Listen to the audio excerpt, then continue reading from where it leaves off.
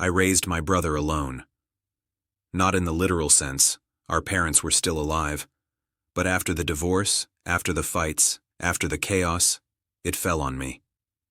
I took him to school, cooked his meals, sat with him through homework, comforted him when the world felt too heavy.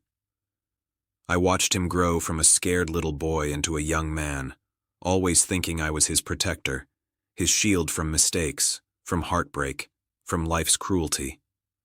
I thought I was doing right by him. I thought love meant sacrifice, vigilance, endless patience. But life doesn't always let you be a hero. It started with small things. He'd stay out late, laugh too loud at parties I wasn't invited to, spend money he didn't have. I tried to guide him, gently, reminding him of responsibilities, of the future we were supposed to build together.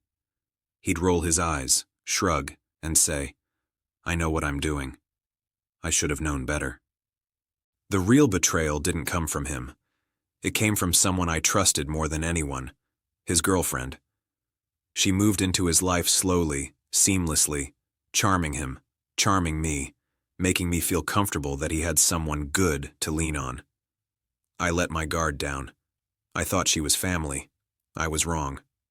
One day, I found messages. Flirty at first, harmless seeming, then bolder. Secret plans, nights unaccounted for. He wasn't hiding, he was in love. But she wasn't in love with him.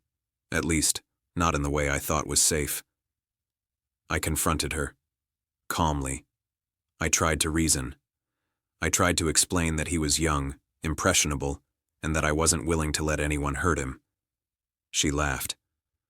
"He's not a child," she said. "He can make his own choices." That's when I realized the extent of my miscalculation. My desire to protect him had blinded me. And now, they were both in too deep. I followed quietly at first, tracking the nights he stayed out, the places they visited. I learned everything: restaurants, apartments, weekend trips. Every detail fed into a plan that wasn't born of anger, but necessity. I needed to protect him. Yes, but I also needed to teach a lesson about trust and boundaries. I didn't want to humiliate them. I didn't want revenge for me personally. I wanted reality to speak. One weekend, I invited them both over under the pretense of a casual family dinner. They laughed, thinking I'd forgotten or that I was complacent. I let the evening pass in silence, observing, waiting. And then, calmly, I presented evidence. Receipts, messages, inconsistencies in their stories. I let it sit on the table between us like a mirror reflecting the truth they didn't want to see. Her smile faltered first. He tried to defend her. I didn't react. Not with anger. Not with tears. Just cold, precise words. "You think you can manipulate him, make him fall for lies, and I won't notice?" I asked. Silence. "Everything has consequences," I continued. "Even love." By the end of the night, the dynamic had shifted. She realized her control was gone. He realized the world wasn't just about his choices. It was about understanding the consequences, the ripple effect of betrayal, the trust that had been built and could easily be destroyed. Weeks later, I saw the results. She backed off.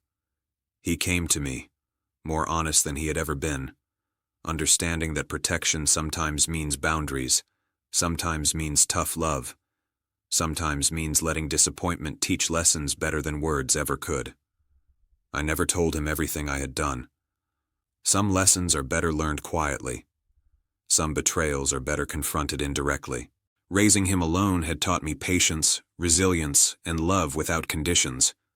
But it also taught me that sometimes protecting someone means letting them see the world's harsh truths in a way they cannot ignore.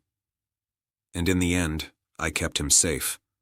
Not from life, but from the people who would have led him astray while pretending to care. The betrayal cut deep, but the recovery cut deeper. It was painful, it was necessary, and it was final.